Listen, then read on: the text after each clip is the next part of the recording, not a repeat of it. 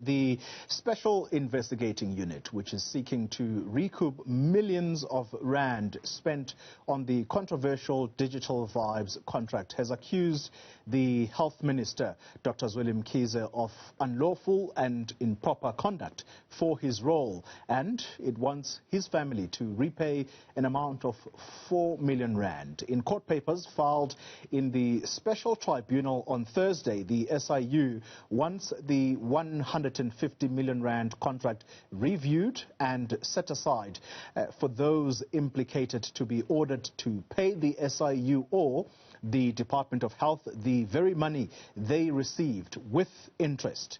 Joining me now to discuss this are Zweli Mkhize, political analyst, and Makgo Sunim is a political commentator and indeed analyst himself. We also hoping to be joined at some point by the Sunday Times investigative journalist Sabelo Skiti. But let's start with the gentlemen who are with me right now. Let me start with you, Dr. Swana. This is the opening statement I give to all my panelists on this segment of the show, and it's got to do with one uniform question that you've all got to answer, and that is that should the health minister resign amid the mounting evidence that seems to be stacked against him if that SIU report is anything to go by? Yes, there is the report on the one hand, and also the what you would call the court papers in the special tribunal to recover the funds. So the issues that are being raised are starting to go beyond mere speculation, because they are now going to be tested in a formal tribunal where evidence will be led and the affidavits are on the table. I've read the affidavit, 87 pages from the SIU, and I think with the evidence that is then the transactions that have gone on and how they've been authorized, I think it is time for Dr. Zweli Mkhize to step down. Mr. Mkhize, your thoughts? Should the health minister fall on his sword? Look, what is happening now, Toli, is bad for the country, is bad for the government, is bad for the ANC, and it is even bad for Dr. Mkhize himself. I think the question is really beyond that. He should have resigned a long time ago. And I think the fact that he stays in his position, it means that this matter just keeps going on and on and on. And the longer it goes, the worse he looks to us as members of the public. I think on the basis of the evidence that the SIU has put forward and what has been reported on by the media, it's very, very difficult really to absolve him of any wrongdoing. But the people who he is accused of being involved with this are people that are known to be very close to him, including his own son. So I think that, for the sake of the country, so that when we meet like this, like we're meeting now, we can talk about this problem that we're facing of COVID, the rollout of vaccination and all that, and not to talk really about a health minister who just refuses to leave as if somehow, he's anointed in this position. I think he should have resigned a long time ago. All right, so those are the opening statements. Perhaps the question is, what is the health minister waiting for then, if all of this evidence that is stacked against him seems to be checking out as far as the court papers that we are seeing? You've heard about the 80-page document that Mr. Swana was speaking about, and it does seem to go some distance in leveling these accusations against the health minister. So what is he waiting for? We'll get the segment of the show. It is called The Uncensored Debate. We are joined by political analysts Zweli Mkhize and Makgo Sunim, and we add to the conversation now Sunday Times investigative reporter that's Sabelo Skiti. Gentlemen, thank you all for making time to talk to us. Let's bring you into the conversation, Sabelo Skiti. The Sunday Times report on the front page today, it's actually your story, and the headline goes, Zweli's cash and carry. That's according to the SIU. Sabelo, the SIU, in essence, it's demanding 4 million rand from the health minister's family. Break it down for us how these monies were allegedly paid to the minister's family. That's who I want to first talk about first. So, good afternoon, Colin. Good afternoon to all the viewers. You know, the nub of the SIU's case here is that forensic accounting was able to trace, you know, money paid out of Digital Vibes. Firstly, to an associate of the minister, Taira Martha, to her own account. It was an amount of about 20 million rand.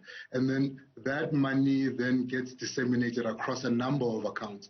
But I think what piqued the SIU's interest is some money that was firstly paid to a gentleman who is involved in the cash and carry business there in Stanger. So when they then started speaking to the people involved in this chain, they quickly found out that you know, Taira had sort of created a very sort of rudimentary way of laundering money, where money would be EFT'd to this particular gentleman. His name is Yakub Desai. Then he would then get cash from his business or from the business and pass it to another gentleman, Mr. Ghani. Mr. Ghani would then take this money in plastic packets as well as in cardboard boxes and deliver it to Rida Hariram. You would remember Rida Hariram is the actual director of Digital Vibes, the person whose details were used to set the business up. Once there, she would then take this money with her to work, and it is then alleged that the minister's son, Zweli Mkhize, would then make trips. They count up to 6 trips that he made collecting this money. That money, you know, ended up being just over 3.4 million rand, it says, that was EFT'd. And then the rest of it is then money that was paid electronically by Taira directly to Zweli Mkhize, and some of it was paid to a car dealership to purchase a 4x4 Land Cruiser that was also registered in Zweli Mkhize's name. So there they were able to piece together what they argued to be undue gratification, you know, for the minister's family. Of course, one of the things that they did do on the side of Digital Vibes is to try and find out whether these payments were in any way justified by sort of saying, were these for services or products that the company was purchasing? Are they invoices for these payments? And of course, the invoices couldn't be found. That's the money trail. Makgo Sunim, I saw you chuckling a bit there as you heard about the trips, the 6 trips there. It's laughable, but at the same time, very serious. And it actually is disgusting, given that the people that we are talking about here, this is the son of a health minister who is trusted by this country to run a department in a time of crisis. Let me ask you this question. As far as Minister Mkhize and the allegations against him are concerned, it is said there that he acted improperly, and actually his actions border on unlawfulness. Why? Because he put pressure on the Health Department Director General, Malebona Matsoso, via repeated text messages to approve the communication contract for Digital Vibes. My question to you, will it be possible for Mkhize to disprove these allegations, given that they are directly from his cell phone, it would seem? I think you muted, Mr. Mkhize. Okay. Can you hear me? Yeah, I think we can now. Yeah, I'm saying it's going to be very difficult. It's difficult for him even now because of the personalities that are involved. But also if, you know, the Director General and other people within the department talk about him putting pressure on them to approve the contract, that would go against the rules of government because ministers don't get involved into those things. He could have said maybe that, you know, he sees pressure, you know, the department is not communicating the way it's supposed to be communicating. But I think for him, he should have put pressure on the department to communicate and do whatever it needs to do so that it can communicate better during the time of the lockdown and during the time of the pandemic. So it doesn't look very good for him. It looks very bad. And I think that on the other hand, the president is very cautious not to act before all the due processes have been completed. Because if we look at this, I think behind this there is a campaign that perhaps was being planned if it hadn't already started on the part of Minister Zweli Mkhize. And the president must be careful, because if he dismisses him before all due processes have been followed, he could have a political backlash in that Minister Zweli Mkhize could be out there decampaigning the president together with other people. So he has to be very careful. So the onus here is going to be on the minister himself to follow his conscience and to look at the interest of the country, that the country can't move forward. We can't be focused on this pandemic if we are focused on him. And also we need to have a permanent Minister of Health. It's very good that the acting minister, Makgo Sunim, seems to be really doing very well, at least in terms of vaccine rollout. But we need a permanent minister, and something has to be done with Zweli Mkhize, who I don't think that he could be able to proceed in his position, even if something were to happen. So I think that the sooner he resigns, the sooner he's fired, the better. Gentlemen, I'm going to continue this conversation in a moment. Mr. Swana, you're up after this short breather. We continue the conversation in just a moment.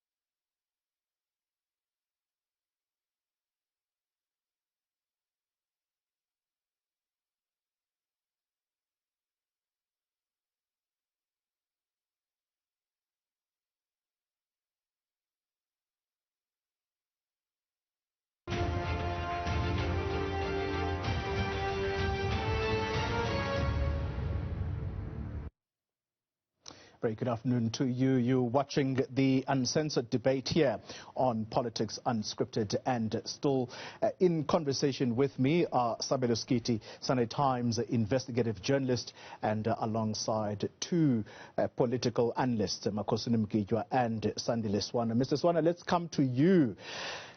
Zweli Mkhize has done a good job of sketching for us on that page 2 of the Sunday Times as to who got what from Digital Vibes. And it looks like the biggest chunk of some of this money has gone to a company called Composite Trade and Investments. This is a company owned by Tahira Mather.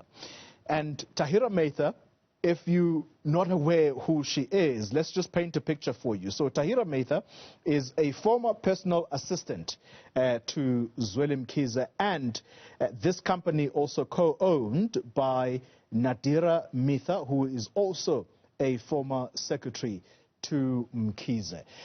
What does this tell us, Mr. Swana, about the relations between the health minister, Zweli Mkhize, and these two individuals I have just spoken about? Thank you so much. What we need to notice is that these two individuals we are talking about were brought into the portfolio of COGTA, which is the local government, municipalities and traditional affairs, where Dr. Zweli Mkhize was minister before coming to health. Mm-hmm. He brought these people there and maneuvered the situation there to appoint them on top of people who already had positions there. When he moved portfolios, he did the same thing. And in a certain way, it became difficult to the point that a vehicle such as Digital Vibes had to be introduced in order to accommodate them. So what am I saying? I'm saying there's a pattern where financial irregularities necessitated that wherever he goes, Dr. Zweli Mkhize moves with Mitha and Maida to assist in that. And I think in the breakdown of the people who have received this money, especially in the court papers, you should also highlight the fact that Royal Batra, which is linked to Kuselwa Diko, is also one of the highlighted beneficiaries in the court papers. Yes. So what that tells us is that amongst the comrades, there are certain people. This is a scheme. This was not coincidental. There's a scheme. There's a consortium of people who are directly involved. And lastly, what is not clear is where did the other monies go? We know that the Dani Mabunu Mkhize, the son of Dr. Zweli Mkhize, received this money, bought a buggy. We know that. We don't know what the other money that they received cash, whether it ended up in his bank account and he just enjoyed it. But the other monies, we don't know which other comrades may have received all the other monies that were being distributed widely. So this forms a pattern of organized crime, even a certain type of racketeering that has been sustained over time by the participants, Maida, Mitha, and Mkhize himself. Thank you. Sabelo Skiti, let's come to you. Previously, the minister, Zweli Mkhize, responding to this scandal, he described his relationship with Mitha and Maida in a particular way. Take us back to how Mkhize has described his relationship with these two individuals at the center of this controversy. Well, I mean, you might recall, I think, when the allegations initially came out, he via the Daily Maverick, he was sort of saying, you know, these people are sort of distant to him, you know, they couldn't be what he would call associates, if you recall. And I mean, for me, it was quite funny because this isn't the only sort of, you know, thing that fell apart in his story. And I think in a way, for me, this is why I think I differ a bit with Mr. Mkhize when he says it's understandable that the president is taking as long as it's taking. Because number one of the things that the SIU investigation does is that it shows that on a number of occasions, the minister has simply not told the truth about this matter. Yeah. Number one, it's the issue that you're citing of the relationships. The second issue is the issue when he says that he did not personally benefit. We know now, of course, that he did personally benefit with payments that were made towards the maintenance of a property that he owns in Bryanston, and of course then through the son. Even if he were to maybe sustain his claim that Martha and Mitha are not close to him. But for me, I think what is particularly egregious in terms of his conduct as a cabinet minister is that, number one, he not only allows these people to come into the department in a clandestine fashion. They had been holding meetings as soon as he was sort of sworn in as minister. They started getting involved in work, and he was aware of this work to a point where at sometimes he was instructing the Director General to sort of provide information you know, for Martha in particular. And at some stage, he even texts her and says that sort out the contractual, you know, issues around, you know, the NHI, and then let's get an implementation plan rolling.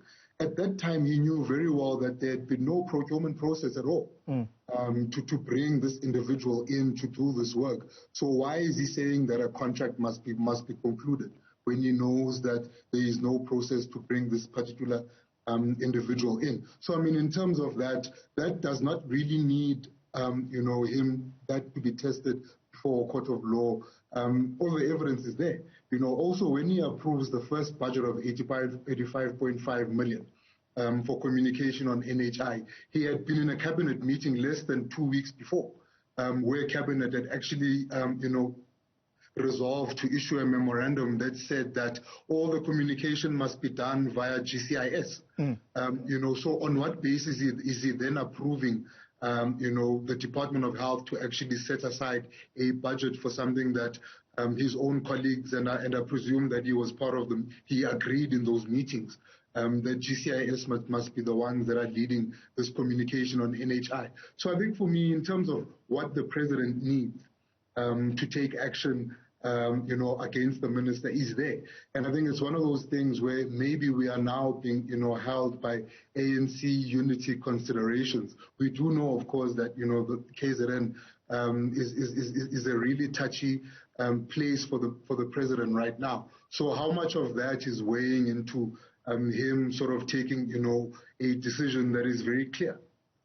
Sabelo Skiti, what you've done now is that you have actually given us a leeway to bring into the conversation, when you talk about KZN, we bring into the conversation another minister in this cabinet who is splashed in the front page of the City Press. That's Mr. Blade Nzimande. And after this short breather, we're going to talk about the challenges that face the president. Can he afford to withhold this, or to avoid, perhaps is the question, this cabinet reshuffle that clearly now stares at him in the face? The segment of the show, it's the uncensored debate. Well, let's get into this conversation about why the president is perhaps taking his time. Mr. Mkhize, let's come to you. Sabelo Skiti points to unity considerations in the ANC that might be playing out as to why it is perhaps that the president is somehow almost held to ransom, if you like. Zweli Mkhize hails from KZN. Sabelo Skiti mentions KZN.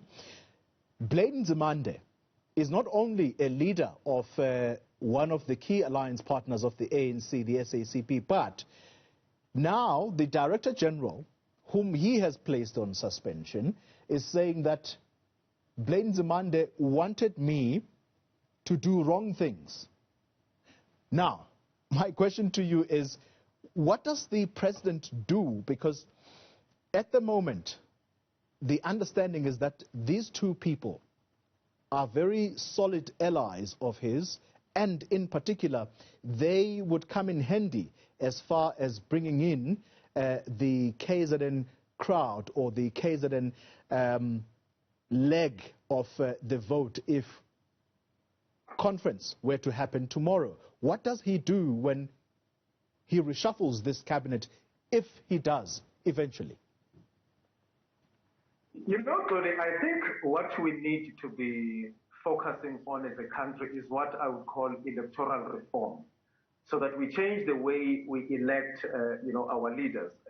President Ramaphosa gets his mandate from the ANC, because it's the ANC that deploys him in parliament and deploys him in government. So he has to manage the sensitivities that are in the ANC. He doesn't have his own mandate. He was not elected directly by the people of South Africa so that he can do what he thinks must be done without making any considerations. He's sitting with a situation where the election is a few months away, and if the ANC performs poor.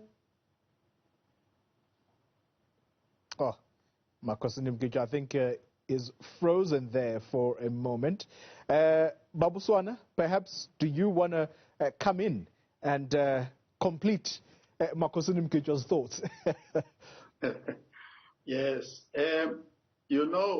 The issue here is that there has been some progress that Ramaphosa has made in sort of this thing that is called unity in the ANC. We know now that it's got the majority in the NEC, and changing the cabinet, reshuffling the cabinet, is about also not only about improving the performance of the cabinet, but also taking influential people away from the Mahashuda Zuma slate or consortium, whatever you want to call it, into his side. Because in the ANC, you incentivize people to join your side, and you look for influential people like Mbalula, for instance. Mbalula was incentivized to come across from the NDZ to this side.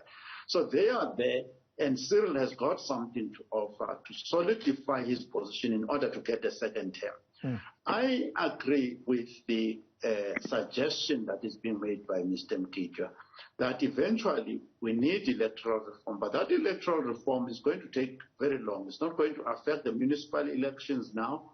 It won't affect the conference of the African National Congress next year. It's unlikely to affect the 2024 elections. It's going to take quite some time. But immediately, Cyril Ramaphosa, you can use the cabinet posts that are available to incentivize people to support him. The KZN issue is very, very tedious indeed, including the violence that we've seen recently. So he needs to choose people carefully who can have support there. You'll remember the likes of Mkhunu, Senzo Mkhunu, and others. There are camps in KZN, so you need to choose carefully who you put on your side, who can bring in the numbers and the support and also bring more calmness in KZN itself. Mr. Mkhize, you were interrupted there as your picture froze. Are we not making excuses, though, for President Ramaphosa's inaction? Because perhaps he should come in for the hammering, because he does not need to be sitting and waiting when he has an explosive report in front of him that suggests that his health minister has done wrong. Look, there's no doubt about that. The president has to act. All I'm doing is just to give you the perspective as to what could be, weighing against that decision in his mind, or maybe, prompting him to be a bit more cautious. But, we have to hold him accountable. He ran on an anti-corruption slate to be ANC president.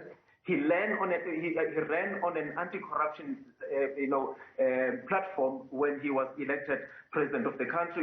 The parliament, everyone should hold him accountable for what is happening. But whether or not he can act the way we want him to act, that's another matter. But we have to keep piling pressure on him, and I think that will also empower him within the National Executive Committee, because he can point out to criticism that could be coming from the media, the commentators and everybody else. But I have to say, we haven't seen the media put as much pressure on him as it did, for instance, on President Jacob Zuma. I think if we were talking about a President Jacob Zuma currently and another minister in that cabinet, I think the voices would have been much higher, calling for him to resign or to be fired. But I think even as the media, we have to move on from this idea that Cyril Ramaphosa represents what's new within the ANC. He is a member of the ANC. The ANC itself has become a corrupt party in that the majority of the people there are affected by corruption,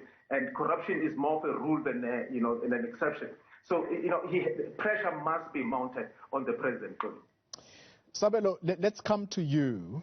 The acting minister of health, told this channel this week that there are 4 individuals within the health department that are going to undergo the disciplinary hearings.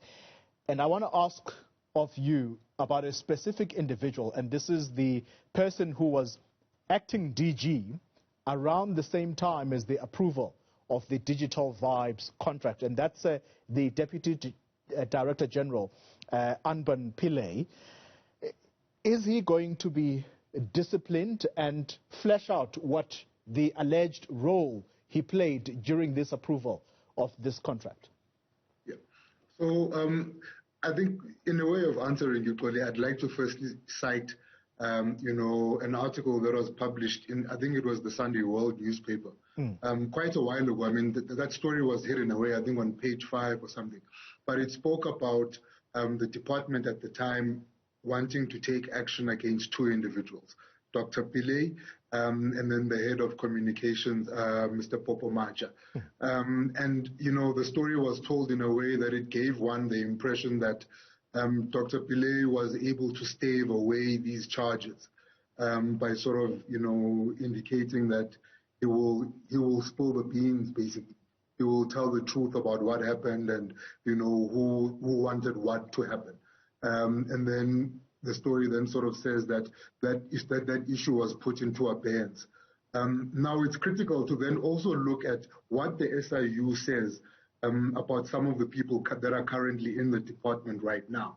So firstly, Dr. Pillay is basically painted as the individual who was on the administrative side, the person that ran to make sure that all of these things happen. He is the one that is said to have introduced digital vibes to the department when the department was issuing a closed RFP to communications companies. After he introduced the company, he then sat on the specifications committee that drew up the specifications for the RFP. And after that, he sat on the evaluations committee. We all know what the SIU says about, what a sham the evaluations process was.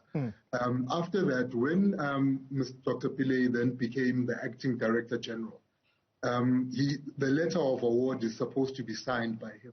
It doesn't get signed by him, obviously, to try and not leave, fingerprints on things that are easily, that are easily dismissible, in a manner of speaking. When the contract is signed, again, he doesn't sign as the acting HOD. He makes a junior official, sign that contract, or rather, I should say, a junior official signs that contract. So already it shows you that he's got a case to answer.